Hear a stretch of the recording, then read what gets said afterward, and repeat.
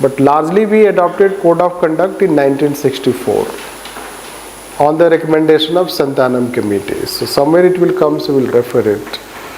So you can find that there is no one rule or one law. There are a set of, we'll have a set of laws and rules.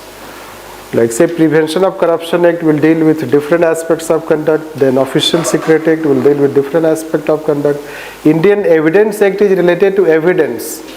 Suppose you have to produce evidence under any investigation, before any court, before any committee, so then you are guided by that law whether you should give evidence, you should not give evidence or information. So that is how Indian Evidence Act and Indian Penal Code, Indian Evidence Act, Official Secret Act, they are all product of British time.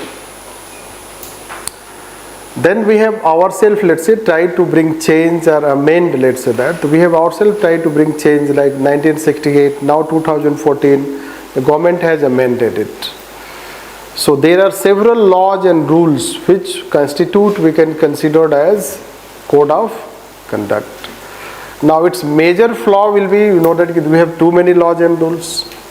And too many laws and rules, let's say, formulated at one place, कि आप training में कितना पढ़ोगे आप? Right, this. So training is about legal training, legal knowledge. So you thought कि only Lakshmikant ही पढ़ना है, isn't it? But then your legal knowledge starts after training, let's say, when training starts. So you will be taught all these laws, rules, that. That's why bureaucracy becomes more as a legal exercise. So what other countries have done is that they have all brought into one, जिसको बोलते हैं civil service law.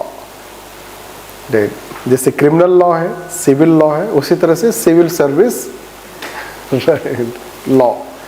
All these laws should be merged into one, which was recommended by Hota committee also in past, and ARC second also recommend that we should have a civil service law by merging all these things. That will result into elimination of loopholes, cumbersomeness, process, all these things. That one has happened. Second thing has happened is that these laws are basically, since so many laws and rules you have, then it results into very dilatory process. The process becomes quite delayed. If anyone is found violating the law, then you have to conduct inquiry. Inquiry will take its own time. Then appeal system means it will take 4 or 5 years, even 10 years like this. It becomes very difficult to punish someone, prove the commission of offense. They have loopholes like this. Then third factor is called that it discourages bona fide mala-fide culture. Like Prevention of Corruption Act was like this. It had section 13 1D clause. In that it was mentioned that if there is any pecuniary loss to government, tangible or intangible, the liability would be on the civil servant to prove innocence. The liability will be on the civil servant to prove innocence. How civil servant can prove innocence? आपने तो arrest कर लिया उसको. Anyhow, right. And loss is tangible or intangible. Basically in 1988 corruption was increasing, the law was brought. The law was brought so that it will work as a deterrence. Right. But it happened other way around. Right. That honest officers, when they had any error तो हो गए.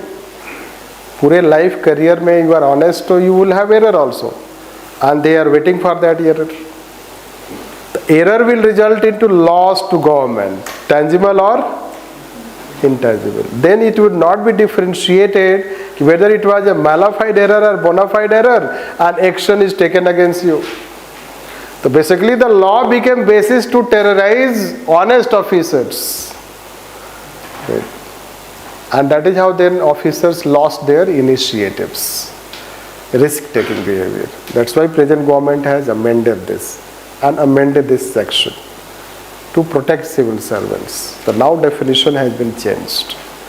So that is how you find this conduct rules, their flaws. And that's why we want to change it to adopt a new law, which was recommended by ARC second.